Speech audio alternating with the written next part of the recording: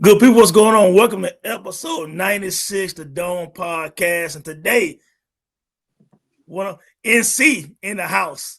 You know what I'm saying? Like this brother right here, MC, A&R, marketing, radio host, business owner, love of the culture, and a lot of more things too we're going to get into, man. You know what I'm saying? We're going to get into God life, the Get Back Volume 6, the mixtape. We're going to do all those good things, man. But my brother LT, Lyrical Talent, man, what's going on, fam? Yes, sir. Tony, Tone the Dome. We live and direct out here in Little Rock, Arkansas, just making these moves on radio every week, every Thursday night. Yeah. And furthermore, we got that tour coming up, man. BSF, Fuego Base, man. March through April as well. Going down. I'm glad to be here. God life. God bless, brother.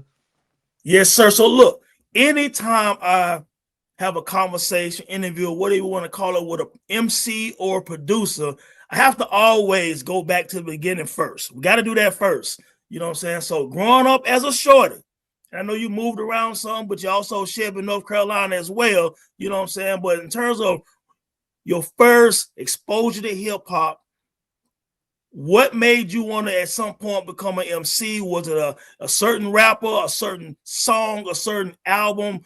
Take me back, man, to the early days real quick, LT.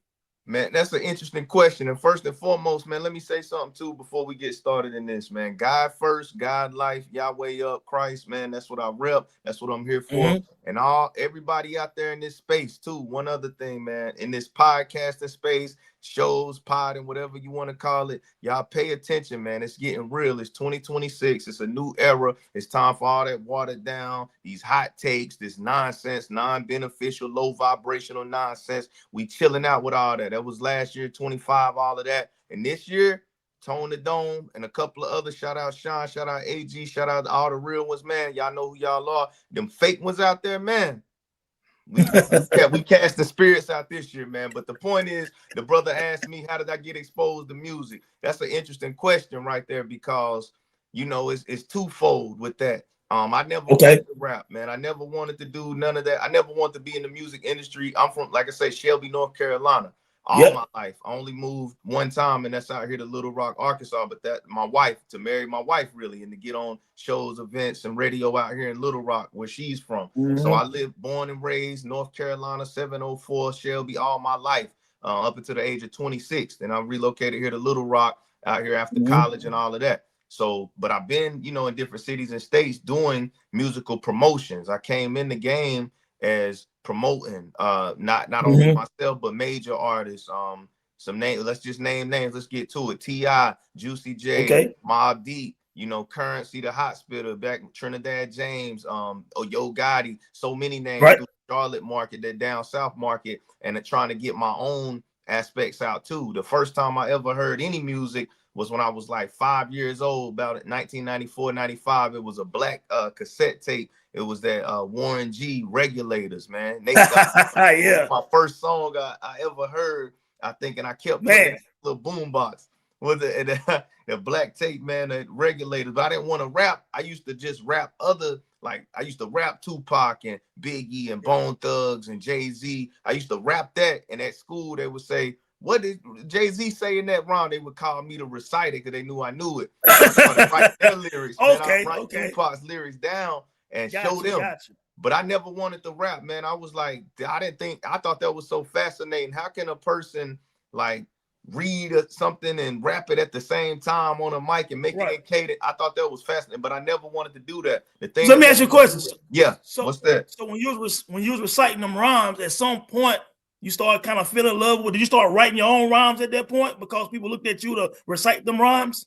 Well, and that's what I was about to say, man. One time, the thing that made me start actually writing my own rhymes, and again, and this is gonna be crazy to sound, I was horrible at writing my rhymes because I wanted to rap like Nas, and but it sounded like I was reading philosophical, lyrical, miracle, lyrical. It sounded dumb, man, and I was horrible writing. But the crazy part is, I was amazing at freestyling at the beginning. And the thing, I took that and made my writing better. Someone told me. Let me ask you something real quick. Pause.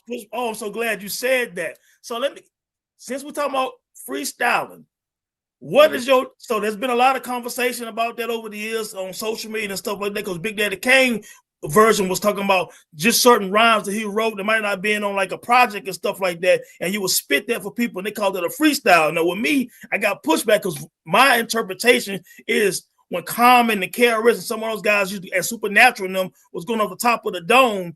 You know what I'm saying? I used to call that a freestyle. That was my interpretation, but I'm not mad at either one being called a freestyle. But what's your thoughts on that since you brought that up real quick? Well, again, that's twofold or multifold too, because for me personally, when I first rapped and freestyle, it was off the actual top of the dome, off the top of the head on the mic. And it was like 5 people in the room and they said, go ahead. And I wasn't even wanting to do it because I never done it before. I just rapped, like I say, other artists' rhymes. Right. But when I did it, it flowed out and I was like the best one in the room. And this was like in high school, man. This was like 17, 18, late. I didn't grow up into none of that. So when I did it, it was like, dang, you need to do this as a career path, or you need to try this. And I'm like, nah, man, we from Shelby, North Carolina. We never seen back then. Who we have? We just had R&B, Jodeci, you know. Then P.D. Pablo finally came, but the point is, it was no real representation of hip hop like that. That it was underground. It's a lot of little things, but the point is, when that freestyle, man, it was off the top. Then I started seeing in certain situations and environments like a freestyle style of writing, where it's off the top. You write it and it's no chorus, it's no hook. So it's two different, and that's for different certain environments as well. When they want that as well. So me personally, I was on the radio winning battles, freestyle battles. I would come off the top with certain parts of it, and some of it was freestyle, like that I wrote, but it was freestyle form. So it's a mixture of both with me. That's how I look at it. No, that's dope, man, because there's no right or wrong answer to that. You know what I'm saying? Actually, that's kind of dope that you incorporate a little bit of both. So was you using competitions on like radio competition, like calling, like, yo, spit your 16 or whatever? No, I was there. I was at the radio station. Oh, that's when you were still working at it. Okay. Knocking cats' heads off. No, I wasn't even let me tell this story. One of the industry executives and industry representatives, my mentor, he back in the day, man, probably like 2012, not so back in the day, but 2013, 2014, back when I was in Greensboro, North Carolina, I went to UNCG up there and graduated there. When I was so did I. Okay, salute. Yes, sir. That's what's up. I know the station. Yes, sir. The station up there, 102 Jams, the main station. Yeah, absolutely. They had this thing called like freestyle.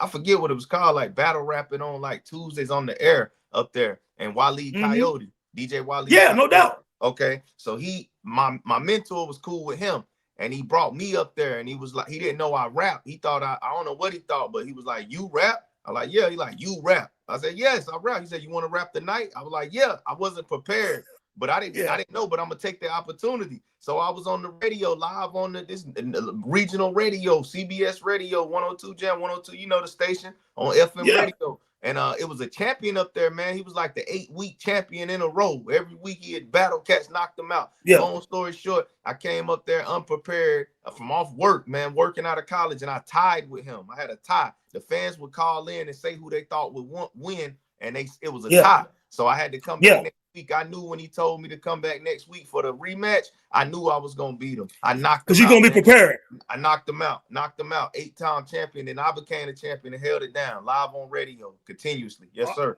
So let me ask you. Okay, so backing up real quick, then. So you had said initially falling in love with that Warren G and Regulate and some early Nas and Pac and all that stuff like that. When did you write your first song, though? Was it before that battle on a radio station and stuff like that, or after that? It was before that battle. It was before 2012, because when I told you the story about they wanted me to freestyle on the mic. And when I freestyled, it was the best freestyle out of like 5 or 6 guys that they were rappers. And I wasn't. Right. But my freestyle was just better. So they wanted me to continue that. So I said, man, let me start writing. And like I said, I was horrible. I tried to be like Nas, man, like trying to be intelligent, and I couldn't read and rap it. And it sounded like I was reading the paper and trying to be, it was awful. So, man, that was around like 2009, 10. So when did it come together then? When did it come together with a song and you say, okay, you know what? Now I think I got something here. I understand how to write this and make it make sense. You know what I'm saying? I was freestyling like the Lil Wayne. I came up in the Lil Wayne era. You know, he was killing all the mixtapes and killing the beats and everything. So I would hear that. and my guys around me want to do that. And they like, LT, you could rap, do that. But I thought I sounded good, but I didn't. I sounded like no, monotone. Then this girl, I never forget. If you remember the website, thisis50.com. This is 50. Absolutely. See, back then, man, it was kind of like MySpace. See, cats, y'all too young. They don't understand this talk. Yeah. MySpace. So it was similar to MySpace. 50 was ahead of the time. He had like a chat room in there. You could make your page on there like a custom page. So I got smart like he did. You could pick a song to put as your main song. I put my song on my page. And I would ask for feedback, whoever saw it. And there was so many New York cats and women and men, all that. They would give me feedback. More, you nice, son. You nice, you this and that. But they didn't like down south music. Now, see, this is where we get into that talk about New York and the South. And my New York guys, they always try to downplay that. But that I firsthand, I was on This Is 50 when it first popped up. It was straight New York people. They like me, but they used to talk bad every single day about Weezy. I can't stand him. He don't sound right. But this one girl was like, I'm not gonna lie. He's all on the radio up here, him and Jeezy, but we don't want to admit. She told me this, Tone. Listen to me. She said, we don't want to admit that y'all run the game because y'all the dirty South and we the squeaky clean North. This girl's words, man. Right from Brooklyn, New York. I never forget that. But the point is, the way I got better at songwriting, a girl on there said, LT, you sound good. She was from the United Kingdom. She said, but you missing that aggression. You missing that She said, you sound basic. So I took that and I started applying it and it took off from there, man. So before she said that, do you feel like you kind of was like monotone, like Guru from Gang Starr type rhyming? I didn't know though. See, when you rapping and things, if you rapping, you're creative, you think you just sound good. You think, especially like if there's nobody around you telling you opposite. Really, I didn't have yes men, but I didn't have people that even knew the game either. So we was all young, 18, 19. So I'm rapping and I got bars like Nas. I study Nas, Tupac, Jay-Z. So I write like them, but I can't deliver it right. So I was like I was reading a piece. I didn't know till she said it. And I'm like, oh, let me start putting now, man, that's to the T. The voice, all of that. Yeah. Let me pause you and say this. The dope part about that is you was able to take some constructive criticism and it changed your thinking and made you into a better MC and better artist. But see, some people, LT, they hear some constructive that can help them, and you've even seen that online. And they get defensive already. They get upset. They think you're hating. They think all these type of you're jealous or whatever. And that ain't always the case, because in anything we do in life, we can always get better and always achieve more. But you got to be willing to go through the growing pains. And sometimes someone's going to critique you, and critiquing can make you stronger. You know what I'm saying? Brother, they always going to critique you when you put your content out to be critiqued. That's the thing about it. As an artist, I understand.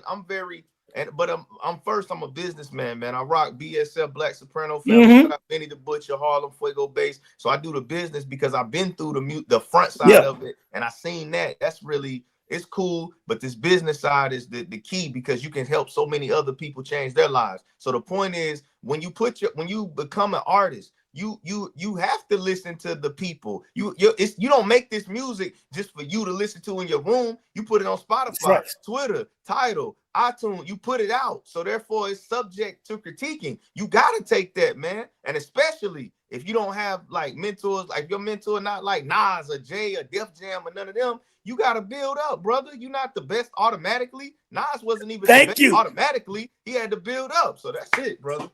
That man, I'm so glad you explained like that. So now, when you got that feedback and you said you start taking off after that, is that when you start putting more songs together for maybe your first mixtape? That's it. Collaboratively with the guys. It's called CW, man. It ain't even Dat Piff. It was on Dat Piff, if y'all remember that. I used to love Dat Piff. Brother, I use so many but like so many brilliant like tactics, like the This Is 50 thing. I remember on there, like you said, that's when the song started coming together fully, and I was rapping on other people's beats, kind of like I'm doing on this tape. But the reason I did it on this current tape is to take it back to that era when it was the dedication, the drought threes, the 50 Cent killing all. Yeah, we're gonna get into that too. So the point is, back then, man, 2010, 11, 12, putting these songs together, I started delivering them right. I always had a gift for structure, and they used to call me to do the hooks. Even with the 3-man group, they'll be like, LT, you got to do the hook. LT, you got to engineer it. I just had an ear. Nobody trained me.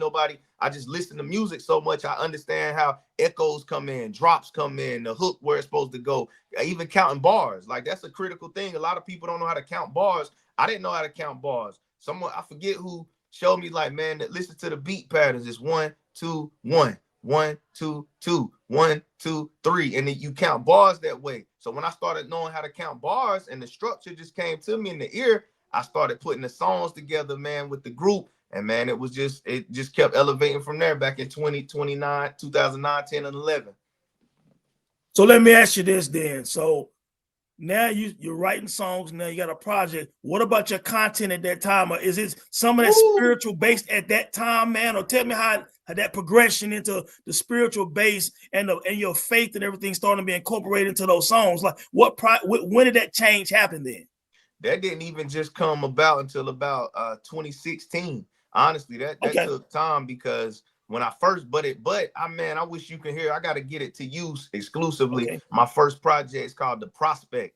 The Prospect. Okay. Got the copy of it in my room. It's not even available online no more. I think I might not even have the only copy, man. My DJ and my videographer might got the physical one. But the point is, and that was back in the era when you had to hand it. That was really right before the blog era, man. Before the Big Crit, Wiz Khalifa, J. Cole, Kendrick. I'm from that cloth. That's my college time right there, and that's what that's the era, man. So I'm like, it's in my lineage, in my blood vein with that. But the point is that putting these songs together and just kind of like, let me say it this way. When that Prospect on that, the subject matter, I was like coming at the world. I felt like I could be like Lil Wayne was saying he was the best rapper at the time. Jay-Z had just retired. Jay-Z was back in the game. He was the best, all of that. Nas, and to much people's disdain or not like, I mean, down south and where we was at, Nas was like falling off to us, man, for real. I know y'all gonna disagree, but the point is, man, Jay was running it, man, as far as radio, media. He was. All of that. He was killing it. Wayne, Weezy, man. And I'm not saying I'm the fan of like that of them. Nas is the GOAT for me, the #1. But I got to be honest, what was happening around. But the point is, I can look through all of that, and I'm like, nah, Nas fire, Lupe fire, Papoose fire. They wasn't hearing that, man. They didn't want to. So the point is, man, the first subject matter was coming against that. Like, yo, I'm good as these guys. I know I can write as good as them. I'm the best rapper, but you don't know me yet. So I'm coming at it like that. I'm making club joints, radio joints, but no cursing and no profanity ever. But it wasn't spiritual based. It wasn't. I got you. But what made you go into the spiritual base though? Because I had an experience. Was that? Yeah, personal lifestyle changes and things of that nature, and it just started reflecting in your rhymes.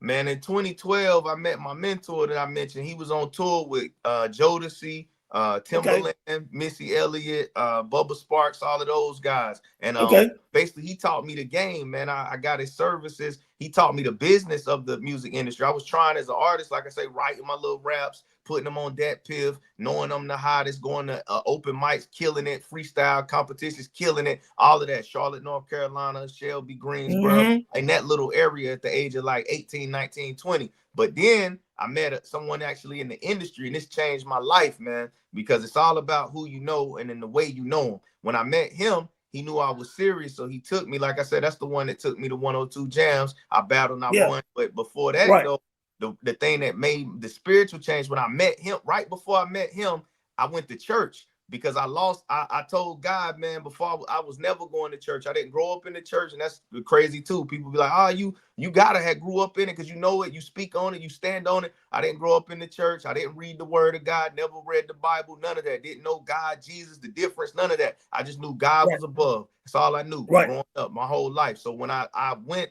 to got my mentor, I went to church. And it changed my life back in Greensboro, North Carolina, New Jerusalem, man. It changed my life. And then I met my mentor, and I'm like, wait, I'm going to do the opposite of what most people that get success do. Now that I'm getting all the things in order, I'm going to start getting more into my faith. I'm going to start going to church more. I'm going to start opening the Bible and actually reading it now that I'm elevating up in my musical career. And I started elevating in the career, doing tour events, radio, shows, national events, all of that through my Right. music, making money from this. But I started going Right. more to church. I started getting more in my word, more in the faith, and understanding what's real, I didn't know none of this stuff. And then that just slowly started working on me musically for about 4 or 5 years. And in 2016, I started making completely God life music. So, it's funny when you hear you say that because, well, some people don't know, you know what I mean? Like in high school, I moved with my dad. My dad is a Baptist minister here in Winston-Salem, North Carolina. You know what Wow. I'm saying? So, yeah, no doubt. So my dad been a minister since he was 13 years old. He was known all around the city and around the state as one of the youngest ministers in the 70s. You know what I'm Wow. saying? In the 60s and 70s. So, yeah, now my mom passed when I was a kid. So me and my siblings, my grandparents helped raise us with my dad. But he was a single guy with 3 kids, very young. So they wanted to help him. So I moved permanently with him in high school because obviously where we was growing up at, kind of in the streets a little bit, kind of seeing some things, kind of around some things, whatever. So I've seen both sides. But the funny thing is, him being a minister, you know what I'm saying? I read the whole, but I did all that later, because I didn't grow up when I was younger. I wasn't doing that because I was hanging with cats in the street. Yep. Being a knucklehead sometimes. But I see all that. And you remember your last project when I talked to you about it. In the South and in general, we are spiritual people by nature. You know what I'm saying? So the fact that we don't hear more spirituality in general in hip hop, we do hear it some, but we should actually hear it more because just by nature, we're spiritual people. You know what I'm saying? The history of America with Black people, you know what I'm saying? Our faith was one thing that got us through some of the hardest of times. You know what I'm saying? And of course, we know the Black church was the staple, and we're going to get into this Black church situation right now too, but that was the staple of every Black community. And if all else fails, we could go to our church and we can get that love and that family and that stability. And I think a lot of people right now, you know what I'm saying, are feeling kind of, not so good about the Black church. Not overall, but a lot of them, especially the mega Black church, because the small grassroots church still, you know what I'm saying, follow a lot of the beliefs and a lot of lifestyles. We remember growing up, and I'm a lot older than, pretty much older than you, but the mega church has gotten some black eyes, man. And then recently, I want to get your take on this real quick since we on that, because now you're fully invested in your faith and spirituality in the way you walk and in the way you construct songs. When Druski did that skit, a lot of people were upset. You know what I'm saying? And the reason why I laughed about it, because I remember growing up, my dad got offered 2 or 3 mega churches. Wow. And he turned them down. He didn't want that lifestyle. And my dad grew up going to conferences and stuff with, with the John P. Keys and all these guys. I mean, he knew all these guys and and things of that nature. He went to conferences with these guys and stuff like that. But he got offered that. And he said, "Son, I never want people to look at me and see money and not the word of God." You get what I'm saying? So he never took it. He has a nice church here, nice congregation he's had for 40 years, you know what I'm saying? But he never wanted to have that thing. He always turned down gifts and cars. He never wanted any of that. So some of these people was getting upset. But the reality is, you go in some of these churches now, man, you see ATM machines. They want people tax information. They want all this personal financial information. And a lot of people turn away and walked away from the church. Some of them even turn away and walk away from God. You know what I'm saying? Because of that behavior by some of these people. So Druski really, he didn't expose good ministers. He exposed the ones who out here fronting on the church. And I'm gonna tell you, when we break down your new mixtape that a week ago, that first verse you spit on a week ago, it's really, to me, an answer to Druski's video. What you said on that first verse on a week ago. You did the calling, brother, and I paid attention to that because I'm a writer also, so I listened to lyrics. And I heard everything you said, and you talked about them false prophets and that pastor who wanted to start partying and sipping on something with these chicks, but you ain't doing. But it's a total opposite of what you said in that pulpit. Bacardi models and bottles, living the life of the ungodly. That's absolutely. That's man, with that, brother, that's a deep topic, and I'm glad. Man, let me say this about that. First and foremost, about your father that turned down those churches. Back in the word of God, it clearly says, what does it profit a man to gain the world but lose his soul? Facts. So that's how we living out here. That's why, like right now, as far as now, this music and this life and everything with me, It's no different. That's the difference between me and all these artists that they love and they putting on your top 10, all of that, man. My stuff, I'm just greater than that. My content, my subject, my craft is greater than that, because when I get off this mic, I'm the same individual. Like I always say, it's like these guys bipolar, schizophrenic, they got multiple persons. That's cool if you want this entertainment and all, but we live in something that's impactful. When I'm off the mic, you can look at me and see, and I am that person to be as a role model. I am that one to lead people to do the right thing and to lead them in the right, because the music is so powerful. It don't matter if you say you're a role model or not. You still a model in a role. You still a model. Mm-hmm. You're something that is, you're a rapper with a large following in a role, which is a influencer, which is a speaker, which is a person people look to. So no matter what you say, I'm not a role model, I'm not this. You're not a, maybe not be a positive role model, but you still a model in a role. So whatever you do, you got a million people. How many ever followers you got that's gonna either rock with it or not? And majority, they're gonna rock with it. So with the church situation, and that a week ago we'll get to later, but in the churches, man, this is what it's got to be. You got to know the word for yourself. You got to know God for yourself. Everybody listening out there, when you're seeing this live now today, in 5, 20 years, whatever, when you see this, know God for yourself. Make a relationship with the creator yourself, because if you don't, men are perverted. Men have ulterior motives. If they not like this man's uncle right here, this man's father that turned down those churches, didn't want that lifestyle, didn't get caught up in the glamour and glitz, then they Facts. get perverted, man. And when they get perverted, you see the ATMs in the church. You see assigned seats. You see, I mean, it's one church, they used to like take attendance. If you wasn't there, they'd send your tithe out. You got to pay your tithe, like, because you wasn't there. That's wild. Like, if you don't go, if you're Wow. not in the service, you're not supposed to pay no 10%. That's in the Malachi. That's in the books of the Bible. So you don't, it's not a fee. The word is free. Like my apostle say here, you can't pay me to speak Facts. the word. God, I speak the word for Yahweh, the Lord. I'm not speaking it. I don't want your tithe of your money. That's on you to do that. That's second. That's another. So the point is, with all of that, brother, these churches, yeah, they done ruined. And that pastor I was talking about, that's a true story. The second verse, true story.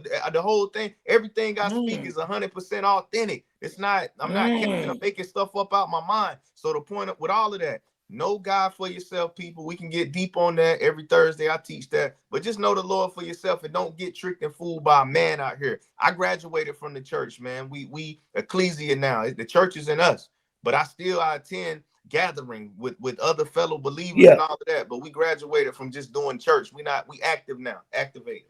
Hey, you know what? Yeah, absolutely, man. And like you said, you do walk it. You know, so I follow you. I see what you do. You have a lot of times you have these daily workouts and you talking about eating right, eating clean. You know what I'm saying? You share scripture, you know what I'm saying, and things of that Every nature. day. So Every I day. respect people who, bro, I wouldn't even be talking to you if I thought you was a fraud. You know what I'm saying? Because I don't play around with that. I pay attention to people and live the life you say you live. You know what I'm saying? You've done that for years. You know what I'm saying? So I know about your content. Let me say this to all my listeners, and we're gonna be sharing this with a lot of people because LT can really rap, guys. I'm gonna be real with you. This dude is an MC, man. This dude flow is crazy, lyrics crazy, positive vibes, positive messages, and we need that more in hip hop. You know what I'm saying? Because yeah, there are a lot of people in big roles. You know what I'm saying? And they lead people astray. They won't tell you the truth. You know what I'm saying? That's why I like balance in hip hop. Now, yeah, there's a time and place for everything in the music. So you do need different types to speak to different people. But at the same time, we do have a responsibility. You know what I'm saying? And you've shown that, man, consistently. I think you got what 16 projects overall or something like that. Yeah, I mean, you about got a lot of overall work since 2020, every single year, multiple projects every year, and last year multiple projects, 20 to Yeah, multiple, 2026. man. We on the So devil's neck. On the devil's neck. Yeah. yeah. Tell me something real quick. I want to go back to the business aspect of your career, man. Like I know you doing marketing, some A&R stuff, doing stuff with tours and all that. You sent me the picture with Benny the Butcher and the Ghostface Killer and all that. Talk to me a little bit about that and talk to the people about that real quick. Man, that's tone, man. Just as it's two sides of that again, man. I believe it's two sides to everything and every person because, well, it's really three, but it's the body, the spiritual, and the mental. We triune beings, man, physical, spiritual, mental. But as far as in this music thing, I'm gonna keep it on earth with it. We got the fan side of me, the student, the studier like us, like you, the fan and everything. And I know you deal with a lot of major cats and people in high places too that you rock with and got relationships with. But so we fans of it first. Then the separate side of that for me, the business side, because I understood nobody's gonna care about my career more than me. And not to say like I'm going to college at the top. So I love J. Cole's story, man. We get into that. Yeah. But like because Yeah. he went to college, he knew what he wanted to do with the music from North Yeah. Carolina too, crazy enough. Yeah. Facts. I didn't know that until like he was Fayetteville, baby. Vietnam, Nine Dom. Yeah. But I didn't know he was from North Carolina. I heard that song, Every Day a Star is Born. And he kids flow. Yeah. Think he wrote his raps for him. No, sir. The flow cold as the shoulders of gold digging pros when the broke nigga approaches. Told y'all I'm focused, man. I let like Cole on that. I didn't know he was from North Carolina. It.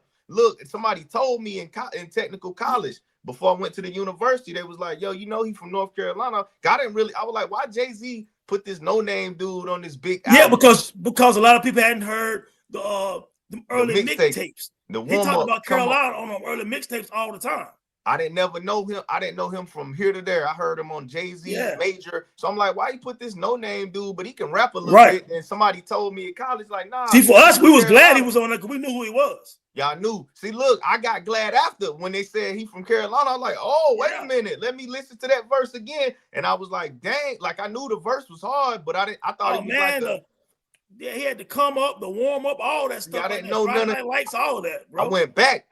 Well, not Friday night. I was on time. Well, not Friday night, but he had the other ones. To come up in the warm, man, I had to go back after I heard him on the Jay-Z Blueprint 3. I went back to the tapes and I'm like, ooh, this brother, I'm ready for him to come mainstream. And he made that, who that, I got that flame. That was the first mainstream song I heard. And I was like, whoa, he crossing over like that, but it's gonna hit. So that's a whole nother story. But his story went to college with it, knowing what he wanted to do. He used college as a platform to get the Jay-Z essentially. And now look at him. That was kind of my, like, I didn't think I wanted to rap like that as a career. I by the grace of God, I found my industry mentor.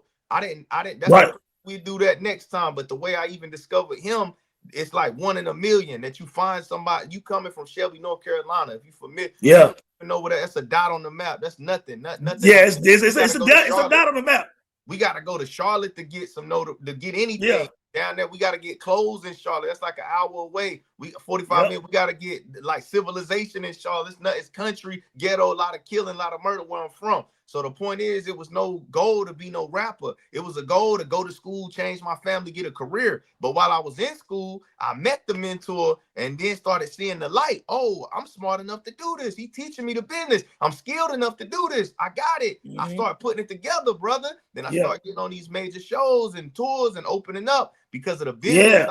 See, most artists, even to this, man, I probably know more business than some of your most top selling artists right now. I probably know the business side more than them. I wish I can work with them because I see things, how they getting cheated right now, how they getting cut, undercut. Right now, I see this. So things like that, he taught me the business and I elevated with it. Copyrights, your royalties, mechanic royalties, performance royalties, these back sheets, all the split sheets with the producers. I had to learn all that myself. And when I learned it with him and God first, it was no stopping me. I didn't want a deal. I didn't want a label. That's why I do partnership. That's why I rock with Black Soprano Family independently. That's why I do things like Conway, Drum Work, Music Group, all of that. We do promotions for that because it's no need to sign a track. I know how to get paid off my music. I know how to get paid in this industry, and I teach people that, the youth as well. So I am really that model. I am really that person walking this walk for real. Yes, sir.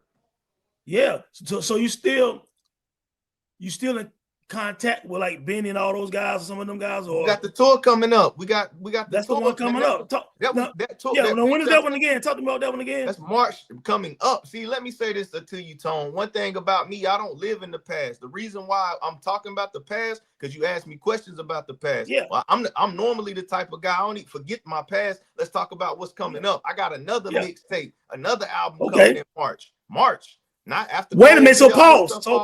Tour coming up. March. Pause. Let me get on you real quick. And then see what you think about this.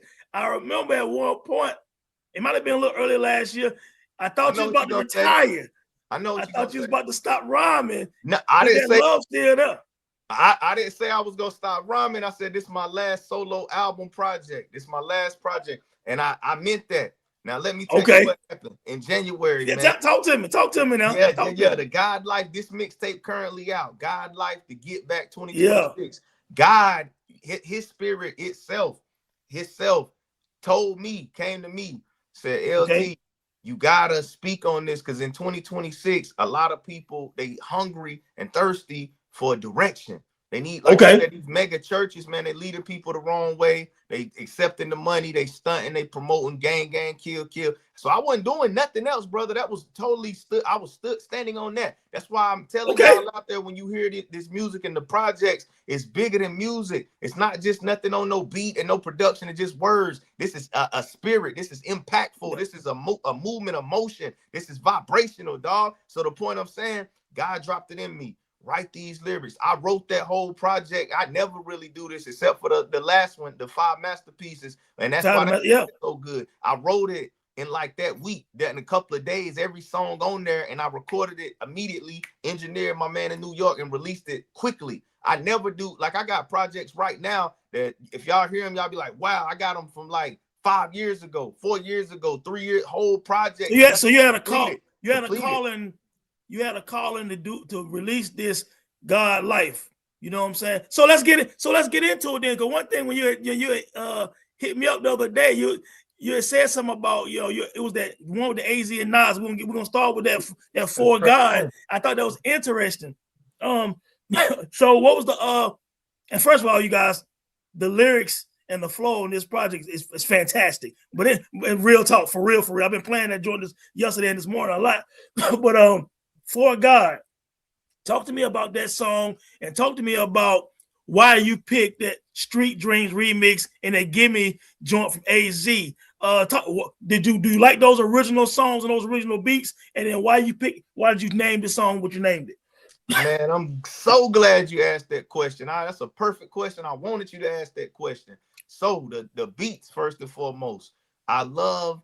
See, people always say too, that's another subject. Nas is a bad beat picker, that narrative. Man, the beats of Nas every time, and I done rapped even on the other mixtape that you heard, the dedication, Yahweh dedication. I picked Nas beats because, man, these beats are crazy. They are. Like, I'm an 808 baseline, gotta have cat, but these beats, Nas, I don't know what y'all talking about. All that industry narrative. Vlad TV started that, bro. Oh, okay. Well, no wonder. He started that narrative and people ran with it. Well, we ain't even gonna talk about that. That's the police, man. So anyway, these Nas beats, man, they take me, like, if you, man, I can't even, like, the way I gotta express this. Rapping over Nas's beats, anytime I do, you already understand. If you touching this beat, you gotta come correct. You gotta come A+. Yeah. I know I do. Anybody that's touching a Nas or whoever, Jay-Z, a Tupac beat, a Legend beat, you better come correct if you're gonna step on it. The point, and I do come correct. You can ask him, ask everybody to hear it. They rate it, not me. The point is, when I'm rapping, I get in the, like, it's like I'm in his mind, and I'm like, man, this was, how the way Nas is delivering, and the switches and the flows, because I like pay homage to him and kind of emulate sometimes. And yeah, like, I was gonna ask you, when that beat switched from Street Dreams to Gimme, it felt like your flow changed a little bit too. Felt like, brother, that's what it was. It's Nas. See, check it out. Yeah, Nas versus AZ is Nas style versus AZ style. I asked some brothers, I said, who won? And one of them said Nas, one of them said AZ. With the style I'm using. I know that, but that's why I asked. That's why I said that on purpose. I know the flow changed. You know what I'm saying? Yeah, I know you do. Oh yeah, I know you do. I think the AZ might have won, bro. Somebody said that. Somebody said Nas. I think the AZ. Man, you was fabulous on both verses, but I don't know, when that beat switched, you just kind of like went into a little zone, man. So I might have to give me yours version. I mean, that part of the song. I might have to get that part of the edge, bro. Man, because, and then that make you think about, see, like I said, I like both of those. I love both of those beats. That AZ, that's Pete Rock, man. And that Trap Masters, like that right there, both of those. And I feel like both of those songs, of course, to me, they don't even get enough like credit back then. But also me picking those songs, it's like and the lyrics I'm putting on them, and when y'all hear it, the For God, Nas versus AZ, that's a moment, man. That's something you probably never get in life. Nas and AZ never gonna say Nas versus, we gonna go at each other. Yeah, so very creative concept, bro. I wanted to give the real head something, but the content, So we got to understand, back then Nas and AZ was on the mafioso, the gangster, that lavish street lifestyle, that hood. Yep. You know, now we elevating, everybody grown. Most of us, you got kids, you got a spouse, Right. you got a career. This is what you need to be bumping now. You can take that same feeling and get this subject matter for you. You could bump this in front of your children and they'll learn something. Your spouse, they'll be like, wow, okay, there's something like that. That's the reason why I wanted to do these two. And then for the head, so it's multifaceted. For the head listeners, Nas versus AZ. AZ, now let's talk about the hip-hop side of it. Nas and AZ. This should make you, I mean, I'm just LT, I'm nobody special, but hey, if you listen to the people, man, I'm fire. I got it. I got it down pat. And I did they styles to the T. I grew up doing this, so it's like it's easy to do it, man. If you think about that, then you can start to put AZ, like, respect him a little bit more, even in the spirit of this hip hop thing, because look at like the flow. AZ was in a pocket that I had to get, that Nas wasn't in that pocket. Nas was fire, but AZ was in another level pocket, and I noticed AZ do that at least every song with Nas. He in another pocket. Yeah, and I think he's Tone, that pocket hard to get to, brother. That's not no easy way to rap. Yeah, he's a fabulous MC, one of the most underrated MCs, and obviously all the songs he's done with Nas, they probably got about 20 songs together. He has an extra motivation also, because Nas put him on Life's a B. You know what I'm saying? So it's a friendly competition. The pocket he was in on that, on Life's a B, like his flow. I don't know if you don't write lyrics, or even if you don't write them, but you understand researching the styles and the technicalities of this. AZ, he don't attack the beat normally. It's not no normal. He hearing something different, y'all. His mind on a different. When he attacked these beats, the pocket that he in, Nas on top of the beat, AZ embedded in that, boy, like, you understand it. And I got Nas way over AZ, but doing this, I got more respect for AZ because look how he's rapping. Money the way that he's spitting in the pocket, like it's not, man, that's not normal, man. And the way you kind of emulated both and kind of making them go against each other in your first track on this song, and still having the subject matter and setting off the project with, still with the spirituality embedded into the song. You know what I'm saying? And it's like you're doing it. It's like For God is a dope title for a song, because it's essentially you're doing it for God. You know what I'm saying? And so it worked out perfect. Now talk to me about Step It Up, man. Track 2, man. What was the motivation behind that? The lyrics in that song. You know what I'm saying? I like that song. Simple and plain, man. 2026, we got to step up, like we said about them black churches, the mega churches, and churches in general. You got to know God for yourself. So that's a call to all my real ones that claim they walk this God-like walk, even pastors, preachers, evangelists, prophets, all that in the fivefold ministry. If you claim you about this, step up to Yahweh's pace, step up to Yahweh's face. If you get knocked down, better pick up the pace. God, I said, God is the president, no vote.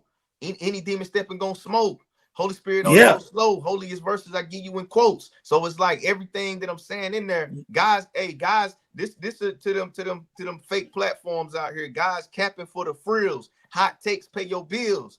High stakes plus low faith equal cappery get revealed. That's sicker than thrax, sick as anthrax, sicker than the Pope touching them chaps. They don't want to hear it, knowing it's facts, man. So that's what we on, man. That's what we on. So is that, no doubt? So is that I Got 5 on it sample? The Loonies song. Loonies, man. We reworked them that my college, man.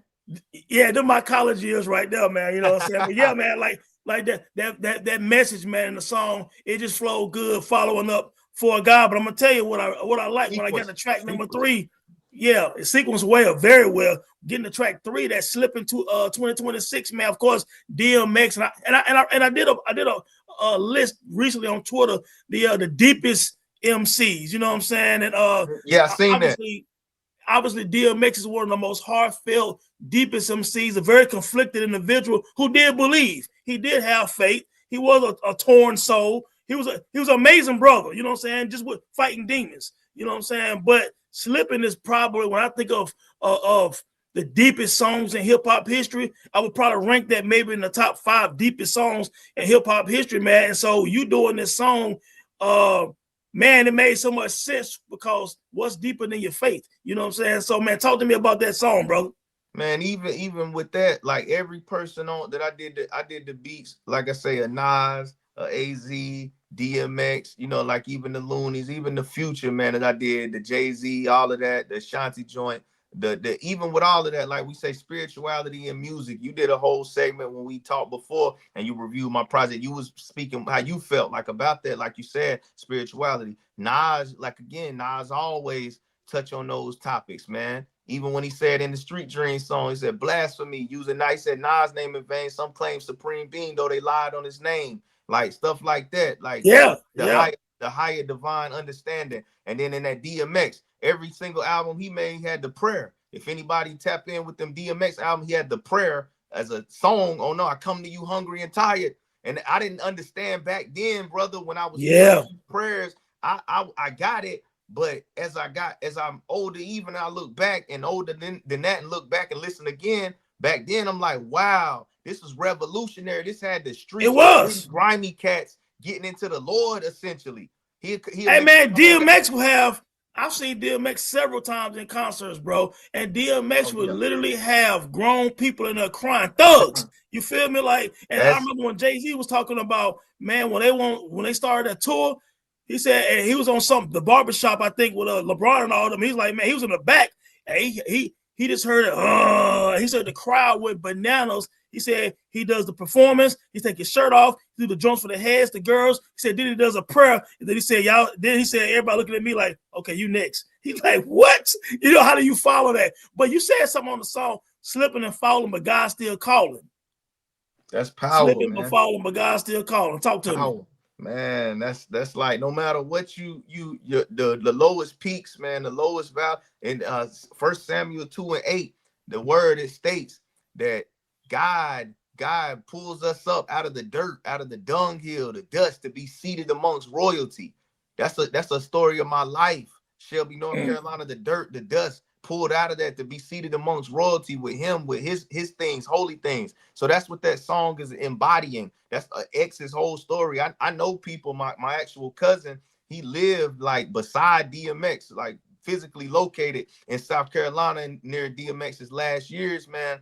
And he built a relationship with X, man. They was real tight. And he would tell X, check this out. One thing about X, man, I'm honored to this day, man. This people can believe me or not, but my people got the proof, man. He said I kept wanting to collaborate with X, but I understood. And this was at the time, like speaking of X real quick, sidebar, it's the time when he was going through the worst, when the whole industry was trying to clowning him. He's a crack. Clowning him, washed up. He a joke. He was in the got caught in the airport dressed up as an officer. Yeah, all that stuff, driving with the fake police thing and all that. Fake police. At that time, my people stayed beside X. He actually what he do? He met my grandfather, all of that back in Shelby, because he had an old school car. He liked old school cars. And my grandpa's a mechanic, so he actually fixed or worked on one of DMX's cars, man. True story, back before he passed. But the point is, he said, man, X, man, he trying to like work out the whole, man. So he be doing a lot of shows overseas, and people don't know about it in this time when the whole industry was clowning him against. I said, man, I could get him some shows. If you familiar, Tone, you familiar with in Charlotte, we used to do the CIAA, the Black absolutely that weekend. Absolutely. So with that, man, I was trying to get X booked because I was again on the business side. This was like 2013, 14, 15. I was reaching out to people when X was getting clients. It was like, we'll book him. But I couldn't, my people could never get X because he was in and out overseas doing shows. I was like, man, I'll get X in Charlotte on CIAA. This will be big because he hadn't done nothing big in a while at that point. He was getting clown, basically, whatever. But I was rocking with him. And I kept, like, he knew I did, my people knew I did music. He was like, man, I'm going to try to get him your music and let him hear your music. And that's the point of what I'm saying. He finally let him hear my joint, man. And X, he was like, it was hard. He rocked with it. He really liked it. And he was like, he don't deal with nobody, even the major artists. He was like, he don't respect most of none of their music. They all fake. He said, but your music, he said he felt it, man. He feel like you real and he don't rock with nobody.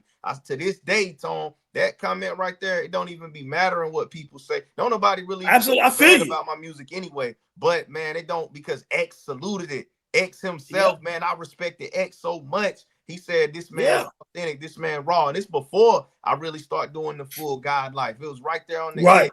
So X Right. to see that it was real, because everything I do was authentic, man. That's what I pride myself on too. I don't lie in music. I don't make up stories. Everything from top to bottom, that God life, all 100% facts. I can show you in one of the songs I said rewind on that Future joint. What I say, rewind it. You can see it in my timing. It's there. So that's that X slipping, falling. Oh yeah. Body on that, man. Anybody going through the down, the bottom, the gritty, God still got a calling on your life. Obey. No doubt, bro. And thanks for sharing that, man, because I could see that, because, you know, you have those kind of conscious lyrics. And that's the funny thing about, like, when people think of Christian rap or spiritual rap, well, again, it's this consciousness. You know what I'm saying? We're conscious people. So it makes perfect sense, man. So let's go into the forecast, track number 4. Woo. Talk to me about the forecast, man. I like that joint, man. It's like the rain on me, whatever. Somebody said, one of the platform hosts out there, he said that sounds like, I don't know, I'll get your opinion on this, then I'll talk about the forecast. He said the forecast sound like a quintessential North Carolina style type of song, the way I presented it and the way it's laid out. What you think about that, Tone? It's pretty interesting, man. So what I'm going to have to do, though, I'm going to go back again and listen to it and then think of it on that scale, because that's not the way I was perceiving it. You know what I'm saying? But I can just visually hearing it earlier this morning, I can kind of see that, but I'm going to listen to it again, though. You know what I'm saying? But yeah, we North Carolina, man, we got our own thing for sure. Because I was thinking, like, when he said that, because the person is from up north, and I was like, when he said that, and he liked it too, he loved it, by the way, but he was like, he said that, and I started thinking like, dang, can I hear J. Cole on this, or the Baby on this type of track, or Petey, or and I was like, maybe Cole, maybe he killed, but I was like, I wonder what Cole. I definitely hear Cole on it. I wonder what Cole to say on this. It'll be deep. I know now. So with that being said, the forecast, man, that's so hard. 100% rain. Like, I'm talking about Yahweh's reign. I'm talking about his rulership. I'm not talking about the presentation on that song. Absolutely. That right there, man. I just heard the sample and it took me to that part. And then the way, if you notice and catch, I broke that down. I was flipping the numbers in that, man. I was doing the number. Yahweh the 1, never the 2. We stepping on the 2, 3. That be 2 times that 6. That be the 6. Everybody see times 4. Like, you know, I'm breaking the numbers down, and it's not no Foxy Brown math either on the firm. It ain't the Foxy Brown math. My stuff is accurate. You know, offense to Foxy, but that verse. Then the second verse, I took the same structure and flipped and used different numbers, and it still made sense, man. So the point, what I was doing in that was showing the power of God's reign through new numbers, man, through the numbers and through the structure, how he made things, the supreme thing. So if you listen to that song, I'm really saying a lot of things. I won't give it away on here. Y'all check the tape out. Put the link, in the comments. But yeah, that's that forecast, man. Something different. We're gonna do so. Each track, man, even though the goal obviously is to uplift God and spirituality and stuff, you still found a way to make each song sound totally different and totally creative. And when I say that, when I get down to Honest 2026, you know, you actually talk about some street stuff in that song too, in a kind of way, man. Like, because I was taken back, I was listening to it, I was like, you know, you was really spitting some stuff on that song, man. Like what was the motivation for that song? And was that a story or something like that? Like give me some insight on that one. Cause that's what I come from. Like I told, and I said in the songs, man, I never flipped no package and none of that type of stuff. Never flipped no work. But my uncles and cousins was off in them kitchens, never snitching. Like, that's pause on that. Now explain to people, because it's funny now. When you say Shelby, North Carolina, we talk about North Carolina. A lot of people in hip hop, they're starting to get it now, but they don't understand that in the South, our hoods and our ghettos is something different, bro. So there was a guy that was on Bomani Jones' show a few weeks ago, and I posted his that clip on my page because he was talking about a cousin of his got killed down here in Winston-Salem, North Carolina, where I am. I'm in Clemens now on the outskirts of Winston, but I grew up in Winston-Salem. Okay. In the mid-90s when I went to college, and a lot of people I came up with was in the streets for real. I mean, I seen everything. Anyway, Winston was in the top 10 of murders per capita at that time. And so that dude was like, yo, he came down years and years ago.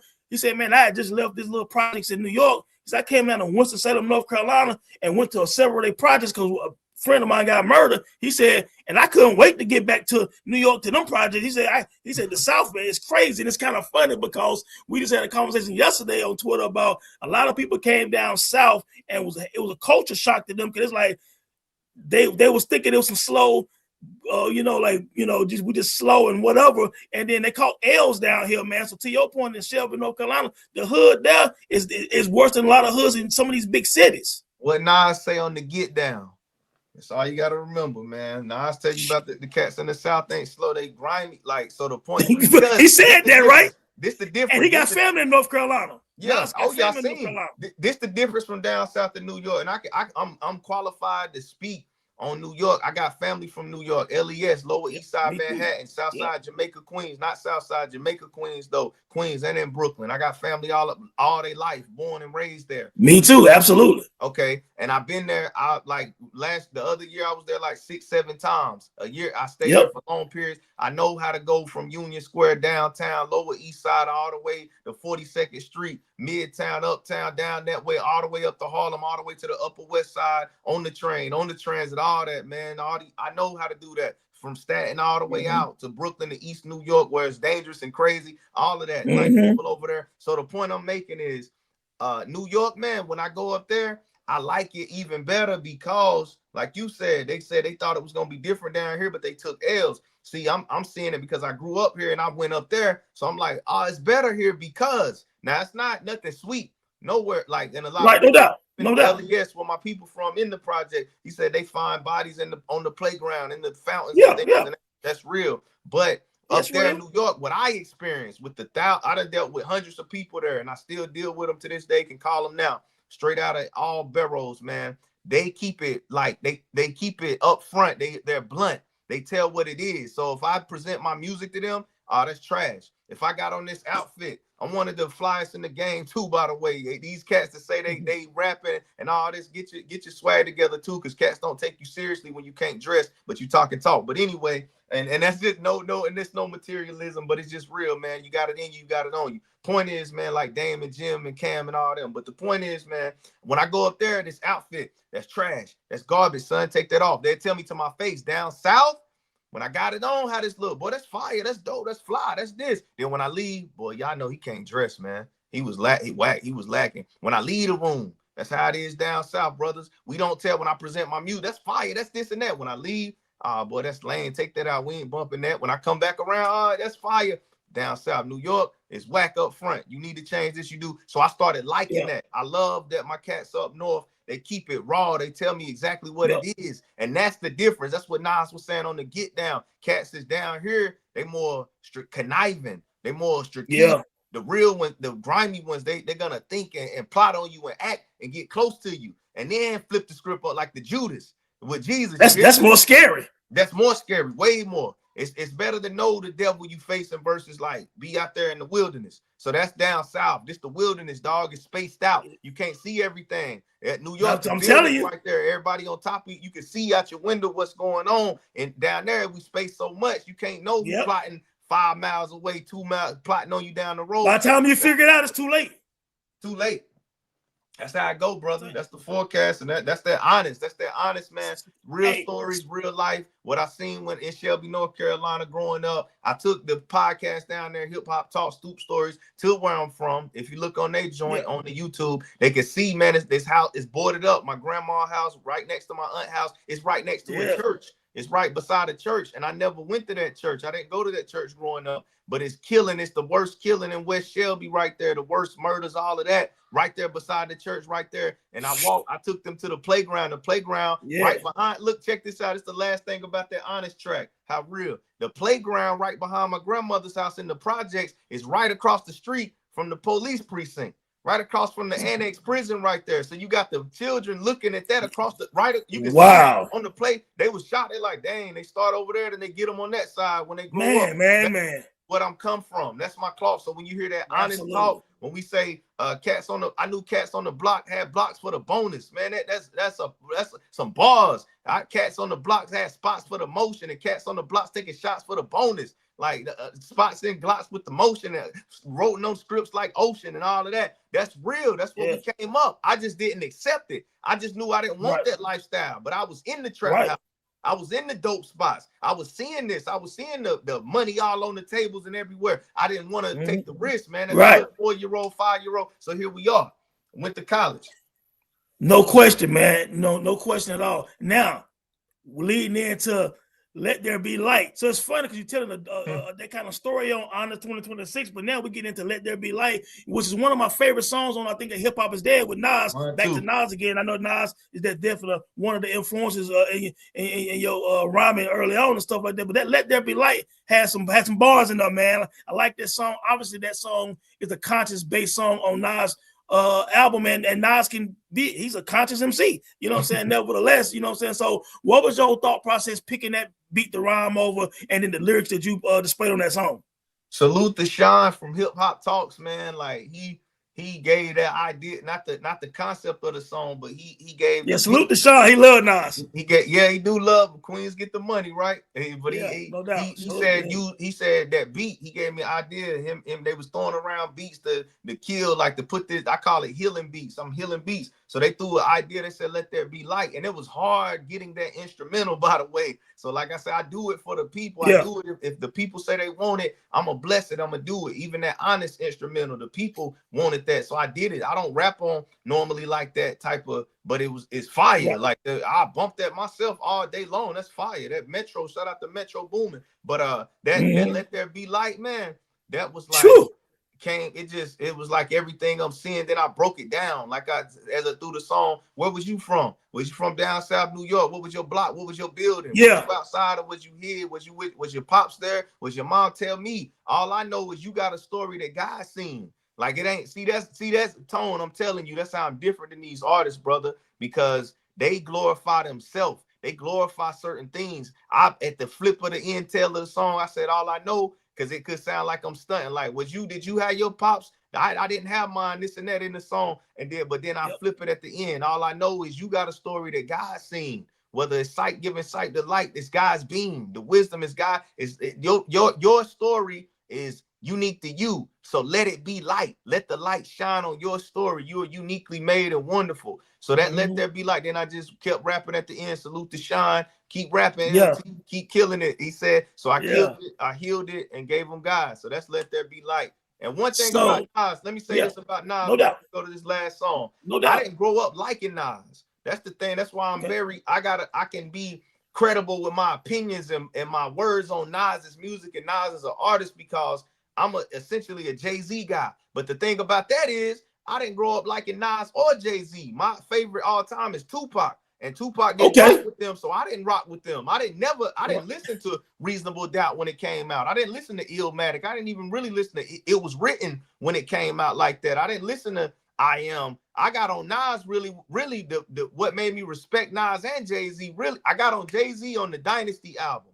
But see, like, oh, you late to the party. But nah, I do my research, I do my homework, I go back and I understand the craft and fabric of music, as you hear in my songs. I grew up around it, but I didn't respect them just because of Pac, just because I was influenced by Pac don't rock with them, I don't rock with them. But that ain't taking nothing away, because I got on Jay in the Dynasty. I'm like, dang, this dude really can rap for real. He really can rap. You have facts. Then the beef with Nas is how I got on Nas. I'm like, yo, and I was hearing this stuff before I knew he could rap. I knew he was top tier. Right. And Pac don't rock with him. I'm not rocking. So I got really the Stillmatic. Really, the Stillmatic was when I listened to a full Nas album and the Dynasty, Rock La Familia, the full Jay-Z. Then I went back from both and I put Jay over Nas up until the Nas and Hit Boy run. Check me out. Nothing wrong with that. Nas is number one. So when I say that like that's totally I didn't like Nas or Jay-Z. Now I'm telling you right now, to this day, living alive is Nas, then it's Jay, then it's whoever else. That's power. So yeah. It's funny how we segue into the final song, the bonus track, which is my favorite joint on the album, is Let There Be Light. It's Nas. A week ago, that's Jay-Z. You know what I'm saying? Like, and that's this one right here, man, is when I felt like, all right, so listen to this. I did a tweet about a year ago talking about how important the final song on a project is. And I feel like that forever. So on that tweet, I show like the last track, It's Your World, for Common on B. I talked about Scarface in my time, because Scarface is one of the deepest MCs you'll ever hear. So the final track is the culmination of that project and bringing it all together. And you couldn't have picked a better song and beat and everything to finish off God Life, man. And a week ago, man, that Jay-Z joint, man, the way you rhymed and flowed on it, that first verse, we're going to go back to that, because that's the answer again, like I said earlier. That's the answer to the Druski's joking about the black church to me. You answered that in that song in that first verse. And there's a lot of pastors like this person that you're talking about on this verse. They're all over the place, and they've given, you know what I'm saying, a lot of believers some frustrations. You know what I'm saying? So man, let's talk about why you picked this beat and why you said what you said just in the totality of this song. Man, they gotta these pastors too, man. They leading people like into destruction too. They leading people the wrong way, out of the faith. They out of line because they're adding their own false prophets. False prophets, man. God said in his word, he said, many will come to me saying, did I not prophesy in your name? Did I not cast demons out of your name? And Jesus himself said, depart from me, I never knew you. I never knew you. So your mega pastor, and not all of them, but some of these guys that you think they got the following, that's why these rappers, it's all correlated, people. That's why these rappers, they got the following, got the clout, got this. You think they lead in the right direction. Oh, they successful because they platinum, because they got knowledge, they got this. But how much are they really getting? How much are they really benefit? Are they really profiting off what they doing? Do they really own their stuff? Do they really not even know own your master's talk? I'm talking about when they lay down at night. Do they own their brain? Do they own their sanity, their mindset? Okay. That's why people be doing that, man, and getting up out of here, even though they rich, because they not rich. If you're a millionaire, trillionaire with money, but you don't know the Lord, you are broke. You are broke. You have no relationship with God. You have no spirit in you. You are broke. So the spiritually bankrupt. Spiritually bankrupt, brother. The point with that song a week ago, and that's a bonus track. So it's like you said, I'm real big as far as musically on sequencing. I feel like I am one of the best sequencing people in this thing. I could put any artist stuff together, man, track for track. It's gonna flow. It's gonna give you what you need, the ups, the down. Because a DJ once said it to me. He said, LT, the music gotta have peaks and valleys in it. He said, as a DJ, when I DJ, I know what to do to get them to a certain point and build up, then take them back down to a certain, then build them up, and then drop it down at the end of the night. He said it's a certain craft, a science to that. So I started understanding that with album flow or with mixtape flow. And then that's when I start. I know my stuff. I know this order is intentional. A lot of cats just make a playlist nowadays. Let's just put a bunch of songs together that cats gonna put in random order. If you put it in shuffle, you'll like it better, or you'll rock with it even. But my stuff, it'll be out of order, man. So the point with that a week ago, I'm talking about a pastor. He was a pastor, no rapper, no trapper, but he did get active when casting these demons on TV weekly, taught rapture out of the pulpit. But he secretly unraveled bottles, models, and Bacardis. He living the life of the ungodly. So it's like he presented this look, and it was a mega pastor that, you know, people follow. The black people follow, especially the older people. And that's what makes a disconnect too with the youth and spirituality and the older generation. See, I'm kind of like J. Cole, the middle child. I'm in between the generations, man. I'm 36 years. So I'm right there with the youth. I'm still with them, my brothers and cousins, all them in their 20s, 19. I'm around them all the time. I get what they get, the NBA young boys, the little babies, the baby sexy red Cardis. I'm on to all of that. I don't listen to secular music either, by the way. It's been like 3 years, 4 years. Last album I heard was Nas, The Magic 3. The final one, The Magic 3. That was the last full album I listened to. I ain't listened to no album. Okay. I hear stuff as it come across on the internet, the snippets, the pieces, the reviews, the, you know, whatever, the videos. I don't dwell in no hip hop music. But point I'm making is that disconnect right there. And with this song a week ago is that the pastors, because they have shown that type of aspect, it discourages a lot of the youth. Ah, man, forget him. He got money, cars, and stuff. He just as bad as me in the streets. I be selling this, I'm scamming, I'm swiping, I'm doing this, but I'm not lying to the people. I'm real about what I'm doing, so I'm better than the pastor. You see what I'm saying? Yeah. That's Yeah. I'm at least I'm keeping it honest. He's sitting there lying. He got multiple women. He got these schemes going on. He acting godly. At least I'm outright with mine. And that's that right there, man, Tone. That's Yeah. the most Who's the bigger? destructive Yeah. thing in the culture. Who's the bigger crook? Who's the bigger crook? Then, yeah, no doubt. That's why I had to Because you speak on supposed it. to know. You preaching the word. You supposed to know better. I had to speak on it. That's why I said in the song all of that. I said the last bar on that. He said the indictments came frequent. He was 30 years racketeering, not practicing what he preaching. Dang, like Yes, sir. That's a bar, and that's real, man. And like I said, man, like we're gonna definitely make sure on both our platforms we're gonna push this, man. Like you did a fantastic job on this project, man. Like the flow, the just the rhyme, way you rhyme over these different beats, man. I mean, obviously you've been doing this a long time, you got a lot of talent, man. But I'm gonna say this too. You know, I think about like because you're not doing the secular part of hip hop, you're gonna be slept on.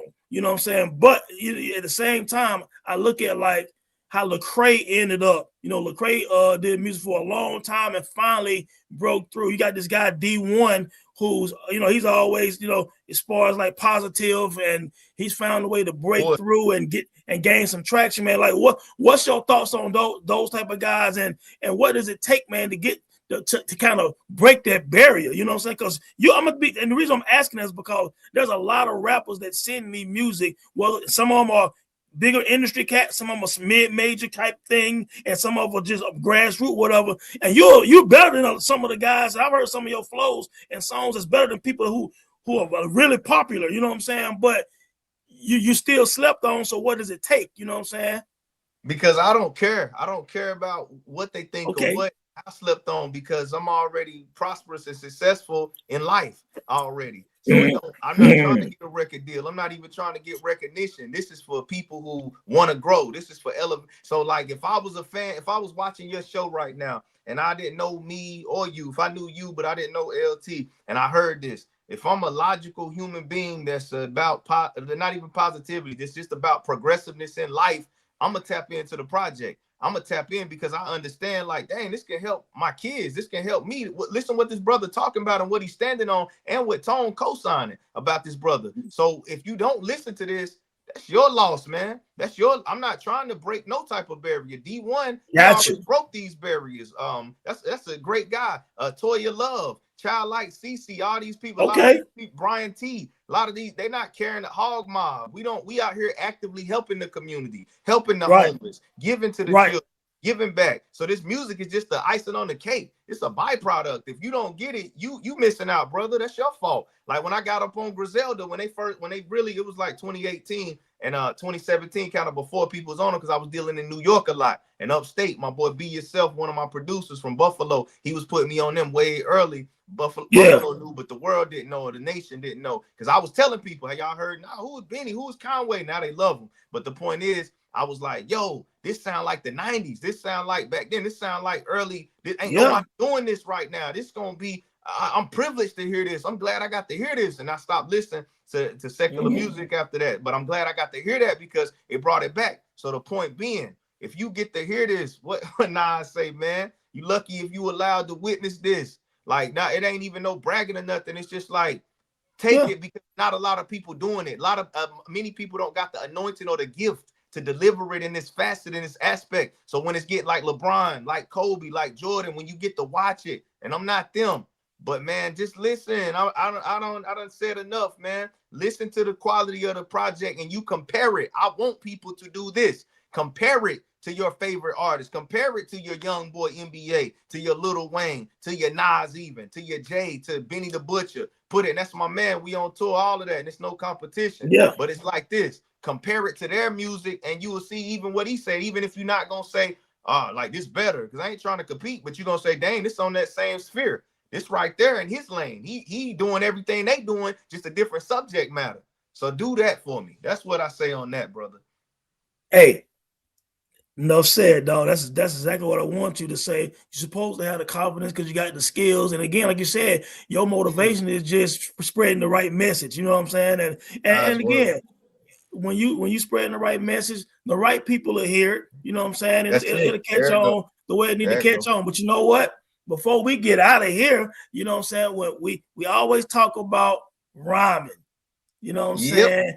On the spot, freestyling, the way we explained it earlier, comes in a lot of different forms and fashion. But at the end of the day, long as you delivering some dope music, I don't care how it's delivered. You know what I'm saying? In terms of whether it's written off the top, combination of both. We just enjoy. We hip hop heads, and everybody know me. I'm a hip hop head. You know what I'm saying? I want to hear people rhyme. So LT, I know you can rhyme, brother. You know what I'm saying? So whenever you ready to spit something for me, we gonna get comfortable, man. We gonna get and for the people, man. We gonna rip and spit this for the people, so we can share these rhymes, man. And again, man, I appreciate what you do out here. I appreciate the life you live, brother. I appreciate that you live by what you spit. You live by what you say. You know what I'm saying? Whatever you say in an interview or a song, you know what I'm saying? You can follow this brother on X and on Instagram, and you'll see him daily devotion. You'll see him sharing scripture. You'll see him telling you positive things to do with your life and the community, even down to what we eat, which is health is wealth. And you said that before on all of your platforms, brother. I pay attention to everything. You know what I'm saying? So without further ado, my man LT gonna do what he do real quick.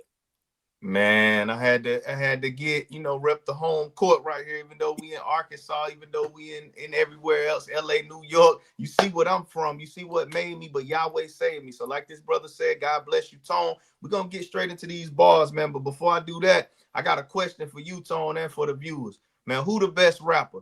I'm hearing rappers who fabricating. Who the best rapper? They just some actors that's agitated. Who the best rapper? Never talking, just demonstrate it. He the best rapper if clear capping is how we gauge it.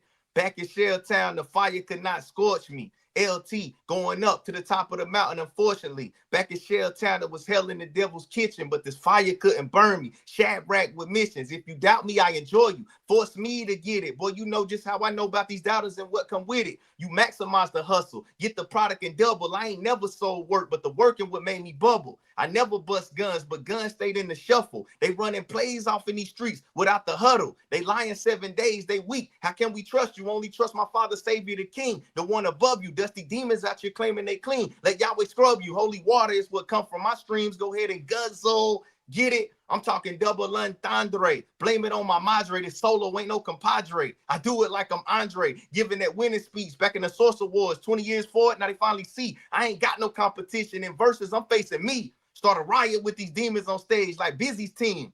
Don't let that go over your head. That's word to CASANOVA till he free. Tone, but hold on. Let's apply the pressure. Choose wife or choose pleasure. Choose tripe or choose better. You hype or you with them steppers. Nice or endless cheddar. Christ or endless debtors. You nice or you getting better. With mics, I am a perfecter. Imagine my many miracles manifesting millions. Money moves is mandatory, but minus morals, the major's mission. Train to take these teachers through territorial tension. Transition through the traditions that temptations twisted. You hear them T's? Words paint portraits, paragraphs, pictures, prolific portrayal, pain, poison, devil, poison, prison. If the devil hit you with a shot, that's pain coming out the barrel. You face to face with God, you can't escape it narrow. You chasing all that cash, go fast and escape the narrow. We never let no devil pass, they gas more than Valero. Think it, man, I'm done, man. God Life 2026, go check the tape. God Life, Yahweh up, Tone, I'm out. North Carolina. Yes, sir. Episode 96, NC represent. Peace.